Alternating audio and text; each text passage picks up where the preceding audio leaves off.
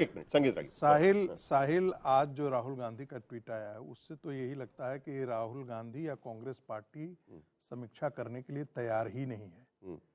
यदि आप 19 से 4 पर आकर के 6 पर सिमट जाते हैं तो ये बहुत इसी को दुर्दशा कहते हैं। लेकिन टीएमसी तो तैयार है ना, कह रही है ना कि हम सड़क पर उतर मैं उसी बात कर रहा हूँ। टीएमसी के प्रवक्ता ने क्या कहा? कहा कि महिलाओं के बारे में सभी जानते हैं कि क्या महिलाओं के साथ दुर्दशा हुई। मेडिकल कॉलेज ही नहीं, वसीर घाट में क्या हुआ, मालदा में क्या हुआ, ये सब कुछ जानते हैं। इसमें भी कोई टीवी राजेश्वर की रिपोर्ट पढ़ लेना चाहिए, 1998 में आया था। बंगाल के सीमावर्ती क्षेत्रों में कितने घुसपैठी आकर के वो तो बीजेपी। ये सारी चीजें बिहार में होने के बावजूद भी नीतीश का ब्रांड चल गया। मैं और यही बात तो बंगाल में भी देखी गई है। इसलिए तो मैंने सवाल पूछा कि इस बार बीजेपी के पास कुछ और बॉल है क्या, या नो बॉल पे आउट करेंगे? मैं ये कह रहा हूं कि यदि मतदाता शुद्धिकरण होता है और फेयर चुनाव होता है, जो बंगाल में होता नहीं है, मैं फिर से कह रहा हूं, तो चुनाव आयोग फेयर चुनाव नहीं कर रहा। मारने पीटने माने दहशत में बंगाल में चुनाव होता है। आपको पता नहीं है कि कितने लाखों लोग भाग करके झारखंड आ जाते हैं, अपनी जान बचाने के लिए भागते हैं, कहां से भाग जाते हैं। कोई क्यों कड़ी आंकड़ा होगा तो बताइए उसको। जो गुंडे कोट कर रहे हैं तो टीवी पर आप कोट कर रहे हैं तो कहां से कोट कर रहे हैं बता दीजिएगा। जो गुंडे, ये नहीं होगा कि लाखों लोग चल के चले आते हैं। आप तो प्रोफेसर है, कम से कम आपको तो कोट करना चाहिए। उस समय तो सारे स्पेसिफिक कोट करिए ना, कहां से आया है। सारे एक अखबार कोट करिए, सारे अखबारों ने आंकड़ा कोट करते हैं, आंकड़ा कोट होना चाहिए। 28,000 के आसपास झारखंड में भाग करके लोग आए थे, पंचायत चुनाव के समय आए थे, ठीक है। आसाम में भाग करके आए थे। कितने? ये सारे लोग जानकारी है। कहां से पता चला ये भाई? अखबार कौन से अखबार में? कई बार हम सोर्स बताइए उसका। टाइम्स ऑफ इंडिया में सब जगह हम लोगों ने इसको डिस्कशन किया है भाई। ये हवा में थोड़ी होगा, हवा में नहीं बोल रहे हैं। टीवी राजेश्वर की रिपोर्ट हम हवा में बोल रहे हैं। तो बोलिए ना, कोट करिए, कितना नंबर बताइए। लाखों नंबर क्या होता है सर? लाखों नंबर क्या होता है? तो क्या करती है बीजेपी उस वक्त? क्यों नहीं उनको रोकती? सुन लीजिए इंद्रजीत गुप्त किसके होम मिनिस्टर थे? यूपीए सरकार में थे। संसद के पटल पे उन्होंने कहा कि 1 करोड़ बांग्लादेशी घुसपैठी आ गए हैं। तो आपके सरकार ने 2 करोड़ बोल दिया। तो आपके तो कितने लोगों को निकाला? कितने लोगों को निकाला? अरे कब थे वो? चलिए ठीक है आशुतोष थे। और आज प्रकाश जायसवाल किसके होम मिनिस्टर थे भाई? ठीक है, बंगाल पार्टी के थे ना। बिहार के तर्ज पर देखिए, मेरा कहना है कि यदि बंगाल के अंदर फेयर चुनाव होता है, बांग्लादेशी घुसपैठियों को बाहर निकाला जाता है, तो परिणाम वही होगा जो बिहार में हुआ। चलिए एक मिनट बिहार मैं आपका दर्द समझ रहा हूं, क्योंकि अखिलेश यादव ने प्रयोग किया ना। प्लीज संगीत नहीं, चलिए मुद्दे पर आएंगे हम। देखिए बिहार के तर्ज पर जिस तरीके से बिहार में चुनाव लड़ा, बिहार में जिस तरीके से पांचों पार्टियां साथ में एक रणनीति के तौर पर सीट डिस्ट्रीब्यूशन से लेकर हर बात को लेकर सबसे वो महागठबंधन के आगे नजर आ रहे थे।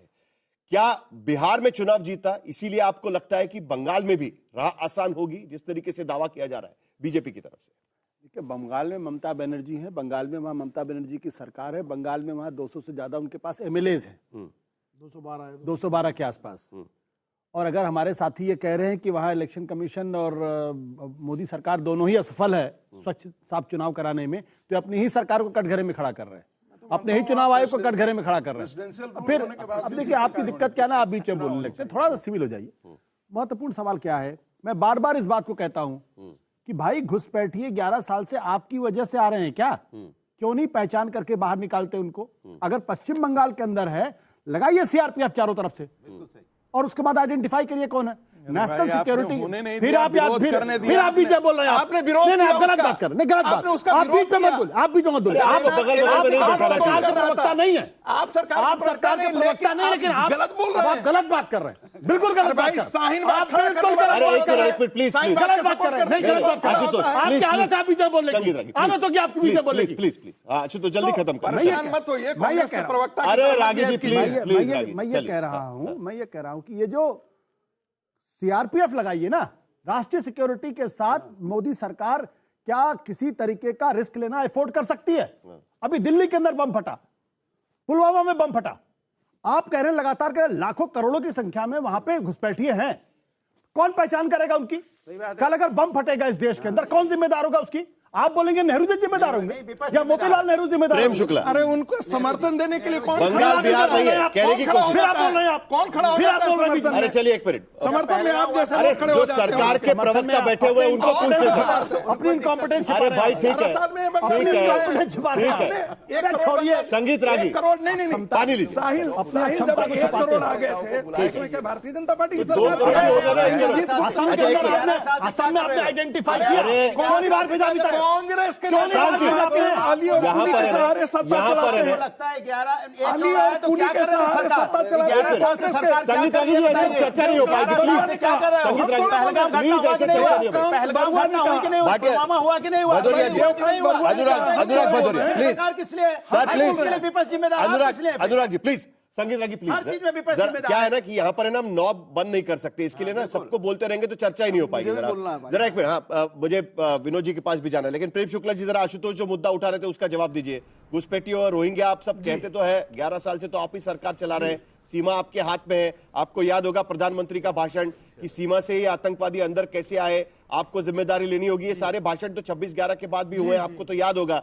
तो इसका भी जवाब दे दीजिएगा, क्या बंगाल का रास्ता उस तरीके से ही जाएगा या एसआईआर के जरिए जीत पाई जाएगी जिस तरीके से आरोप लगाया जा रहा है? जवाब नहीं है।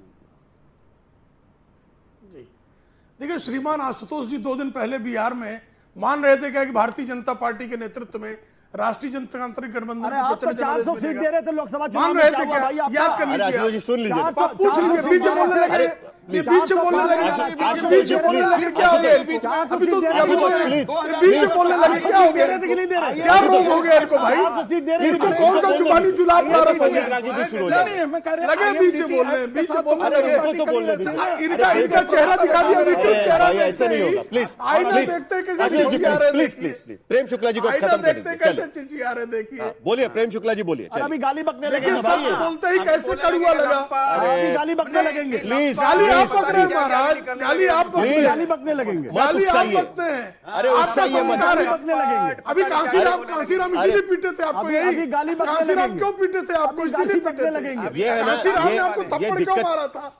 कांसीराम ने थप्पड़ क्यों मारा था आपको? अरे कांसीराम ने इसलिए थप्पड़ आया था आपको। अरे कांसीराम इसलिए कूटे थे। अनुराग जी प्लीज, अनुराग जी प्लीज, कांसीराम ने इसलिए कूटा क्या था। होगा ना, इस तरीके से चर्चा नहीं हो पाएगी। देखिए वो भी कुछ और शुरू कर देंगे। नहीं बात करिए प्लीज, जरा उनको खत्म करने देखिए, दीजिए। उनको सत्य का आईना दिखाते चलिए हैं, उनको खत्म करने दीजिए, उनको बोलने देखा आपने? दीजिए। प्रेम शुक्ला जी आपकी बात खत्म करिए, मुद्दे पर बात सत्य का करेंगे। आईना दिखाते ही कैसा दर्द उठा।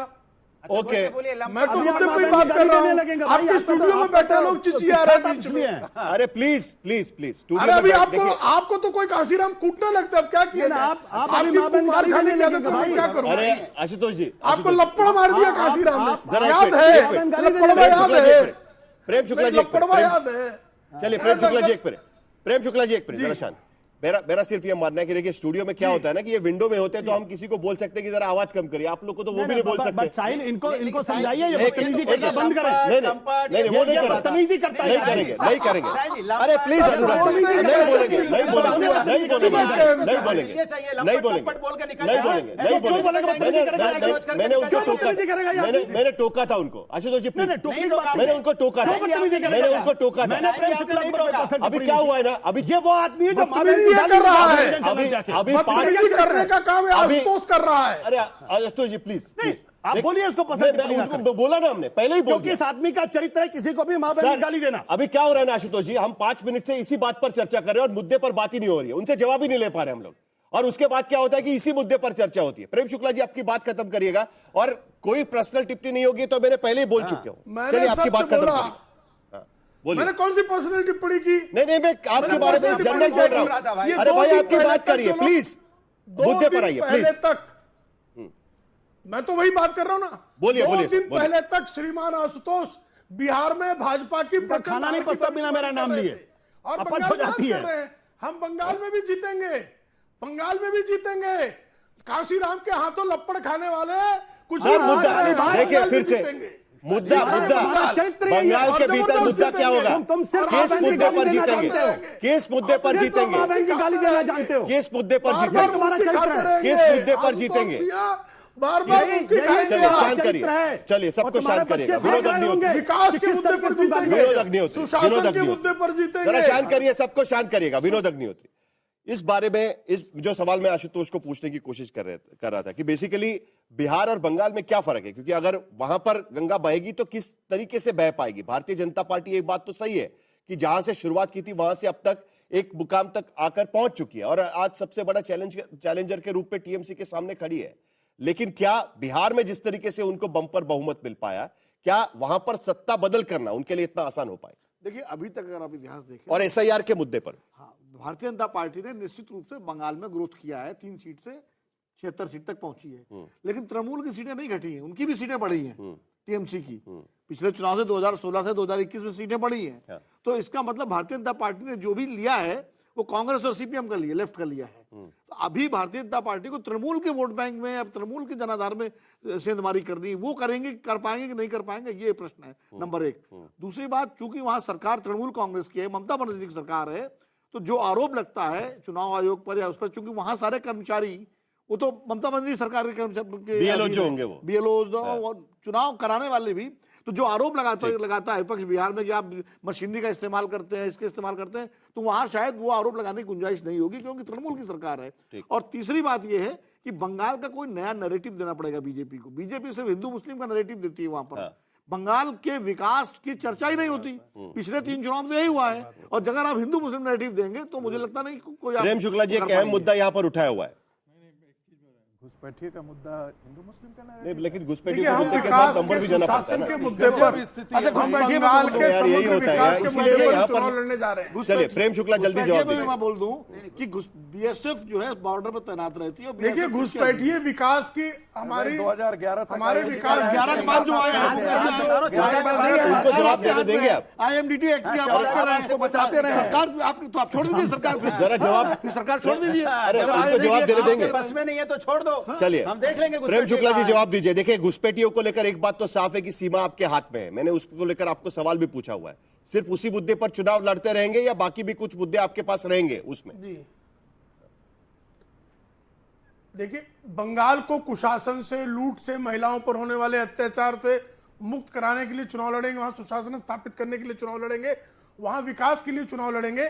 और जो बांग्लादेशी घुसपैठियों को आधार कार्ड, राशन कार्ड उपलब्ध कराने का काम आधार कार्ड सरकार भी केंद्र सरकार की तरफ से दिया जाता है, वो मुहिम भी केंद्र सरकार से चलाई जाती है। सर आप प्लीज जरा देख लीजिएगा एक बार। स्वयं प्रकाश पुरोहित, केंद्र जो है वो राज्य सरकार, इतनी बड़ी चुनौती बीजेपी के रूप में, सारे आधार कार्ड के केंद्रों में भी राज्य सरकार का हस्तक्षेप है। स्वयं प्रकाश पुरोहित, अरे आधार कार्ड सरकार, केंद्र सरकार की तरफ से बनता है जी।